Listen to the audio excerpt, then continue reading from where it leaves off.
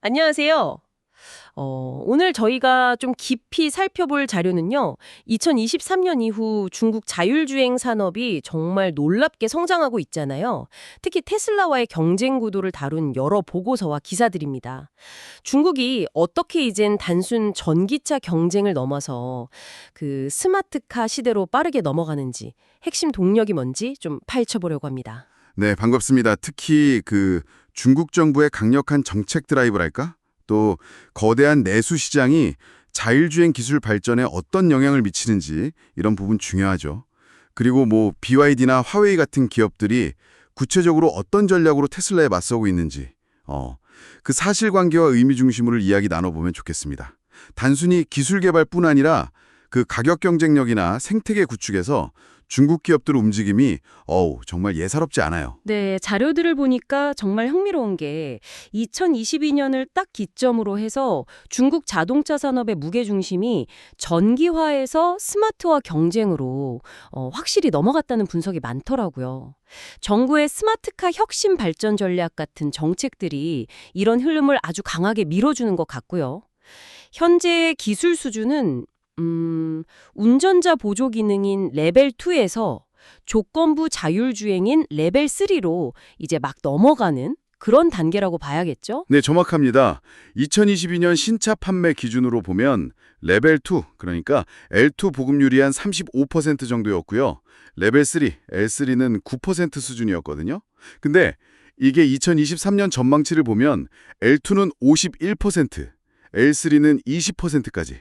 와, 정말 급증할 것으로 예상됐습니다. 와, 51%? 20%요?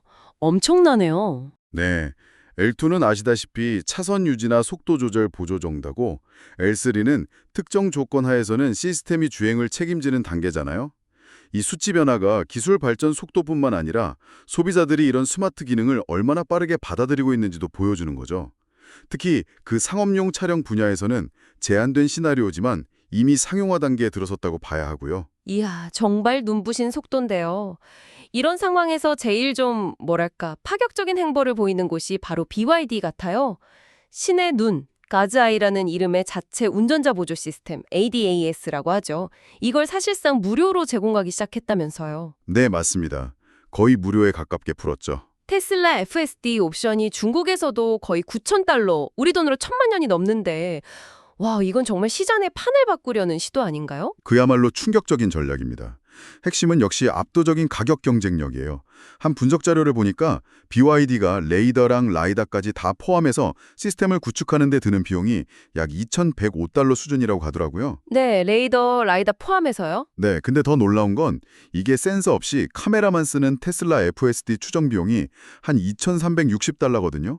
그것보다 오히려 더 저렴할 수도 있다는 거예요. 아니, 어떻게 그게 가능하죠? 라이다까지 쓰는데. 때문인데요. 카메라, 레이더, 초음파 센서 이런 건 한 40% 저렴하고 라이다 센서도 한 20% 정도 싸다고 해요. 여기에 BYD의 그 막대한 생산량, 규모의 경제가 더해지니까 가능한 거죠. 그래서 BYD는 이 신의 눈 시스템을 D파일럿 100, 300, 600 이렇게 세 등급으로 나눠서 다양한 가격대 차량에 적용하고 있고요. 심지어 1만 달러도 안 되는 저가 모델에도 기본적인 ADS 기능을 넣고 있다는 겁니다. 기술의 대중화를 확 앞당기는 거죠. 아, 그렇군요. 정말 공격적이네요. 근데 자동차 제조사 말고 화웨이 같은 비테크 기업들 역할도 빼놓을 수 없을 것 같아요. 화웨이가 직접 차를 만드는 건 아니지만 여러 자동차 회사에 퀼쿤 ADS 같은 자율주행 솔루션을 공급하면서 영향력을 키우고 있지 않습니까? 네, 화웨이의 기술력은 이미 상당한 수준에 도달했다고 봐야 합니다. 주로 라이다를 중심으로 해서 여러 센서를 융합하는 그런 방식을 쓰는데요. 이게 카메라 의존도가 높은 테슬라와는 좀 다른 접근법이죠. 아, 라이다 기반이군요. 네. 이 방식이 아무래도 복잡한 도심 주행이나 악천후 상황에서 안정성을 높이는 데 좀 더 유리하다는 평가를 받아요. 실제로 화웨이 기술이 들어간 아이토 M9 차량 시연 영상을 보면 정말 혼잡한 시내 주행이나 갑자기 나타나는 장애물 회피, 또 자동 평행 주차까지 아주 매끄럽게 수행하더라고요. 화웨이는 이미 레벨 3 시스템 인증 준비도 마쳤다고 공언하기도 했고요. 이야, 그럼 기존 강자인 테슬라 입장에서는 이게 정말 곤혹스러울 것 같은데요. BYD 같은 로컬 강자랑 가격 경쟁도 해야지 또 화웨이가 공급하는 기술과도 경쟁해야 하니 버거울 것 같습니다. 게다가 중국 내 데이터 규제 문제, 이것 때문에 FSD 성능 개선에 꼭 필요한 주행 데이터 확보에도 어려움이 있다면서요? 맞습니다. 그 점이 어떻게 보면 테슬라의 가장 큰 아킬레스건으로 하나일 수 있어요. FSD 성능을 높이려면 방대한 실제 주행 데이터 학습이 정말 필수적인데 중국은 아시다시피 데이터 안보 문제로 자국 내에서 수집된 주행 데이터의 해외 반출을 아주 엄격하게 통제하고 있거든요. 네, 그렇죠.